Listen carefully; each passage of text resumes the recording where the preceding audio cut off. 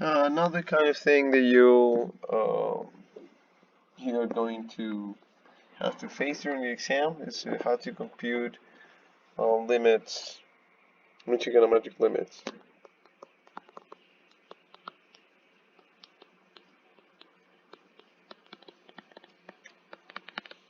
Compute trigonometric we'll find some limits involving trigonometric limits like the one we have for sine and the one for cosine. So what are the trigonometric limits? First one, the most important one, is the limit when x approaches 0 or of sine of x over x is equal to 1. The other one being that the limit of 1 minus cosine of x divided by x as x approaches 0 is equal to 0. So we have two limits that we actually need pretty soon when we compute the derivatives of sine and cosine. But the kind of problem you'll see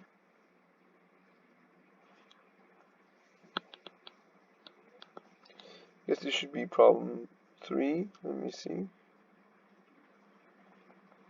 Yeah, this was problem 2. We say suppose we want to find the limit when x approaches 0 of sine of 3x divided by the tangent of 5x. This is the same as the limit when x approaches 0 of the sine of 3x, and the way we said we would proceed was by simply artificially making 3x appear.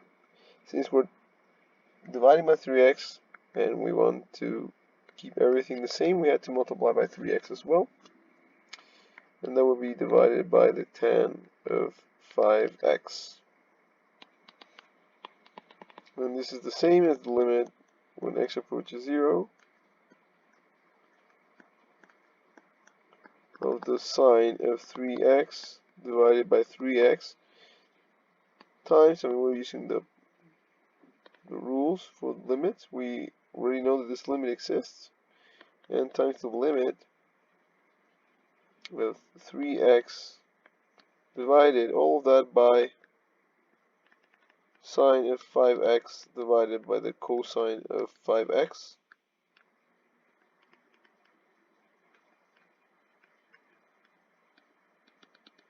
When x approaches 0.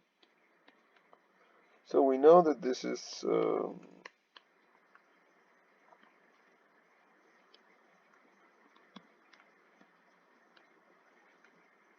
me see. We also know that this other limit exists here on the this expression inside the parenthesis. And so that's why we can split this into a product of two known limits. We already know that this limit is equal to 1.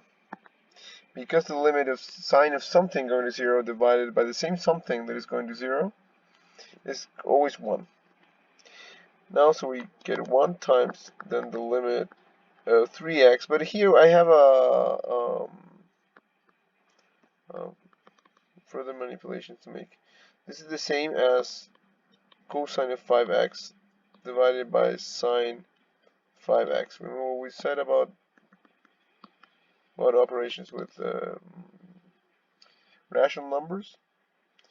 So this becomes, this cosine goes above. Now multiplying the numerator, and the sign stays here in the bottom. This is the way it is. So we just get that this is the same as this limit. The limit as x approaches 0 of 3x, but I'm going to write it as 5x over sine of 5x. We had a 3, the 3 didn't disappear, and then we need to divide by 5 to to compensate for this 5 that we have up here. We have included a 5, so we have to divide by it at some other point. And then this here is cosine. We are left with one cosine of 5x. This is equal to, and 3 over 5 can be brought outside of the limit. This is one of the properties of limits. And then we have the limit of 5x over sine 5x, which we know how to compute, and then times the limit of cosine of 5x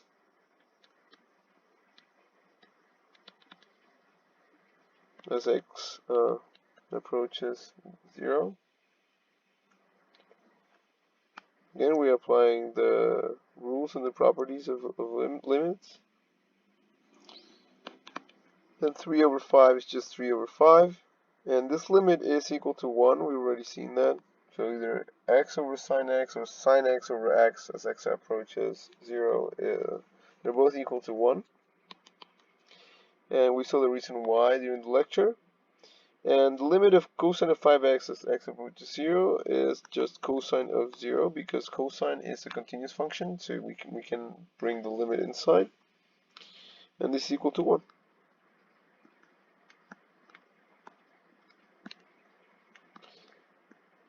So our final answer is 3/5 times 1 times 1, so it's just 3/5.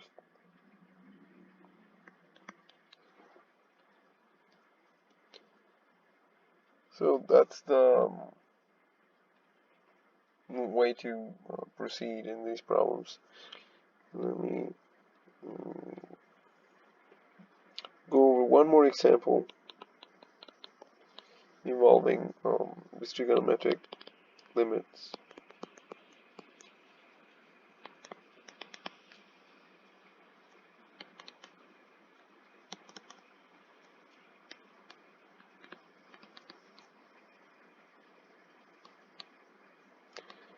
Let me just say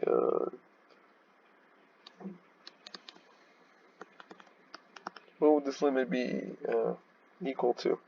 So now that we've gone over the first example, I mean, when we reviewed this kind of limit for a very easy example, we went over it in detail, breaking everything down into very small pieces. We can go a little bit faster now. So this limit is a limit when x approaches 0 of tan 11x divided by tan 5x is equal to the limit when x approaches 0 of sine 11x divided by cosine 11x. That's the numerator, and the denominator is sine of 5x divided by cosine of 5x. Again, we have a fraction over a fraction, and we can always write this as sine 11x over sine 5x times cosine of 5x divided by the cosine of 11x.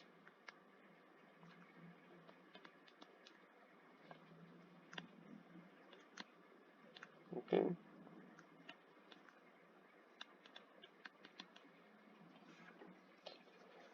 Now again, I mean, we'll go over this very quickly. So this expression here is continuous at 0, and both cosine of 5 times 0 is, which is equal to 0, and cosine of 11x when x is equal to 0 are both equal to 1. So the limit actually exists and can be computed by simply evaluating x equals 0. But the other limit is not the same, so we have to still do some more work. Sine of 5x times the limit, as I said before, of cosine of 5x divided by the cosine of 11x. Here this is again the function that we're taking the limit of is continuous, so this just gives us cosine of 0 divided by the cosine of 0. And this is the same as 1 over 1, that's the value of cosine of 0. So this is just 1. It equals 1 over 1, which is 1. And then we have to deal with this limit still, but hopefully by now we know what we have to do. Sine 11x divided by 11x, this is what we need. Sine of something divided by the same thing. And so we need to multiply by 11x, again, because this 11x was not there. And we divide by sine of 5x. And all this times 1. We can, again, split this. This is limit 1x over 0. And so we can write this limit approaches 0. And we can split this into a product. Sine 11x times the limit of 11x, but 11 can be pulled outside, and we can multiply by 5x and divide by 5 again, and we can divide by 5. Remember, we need to cancel this 5 and this 5. And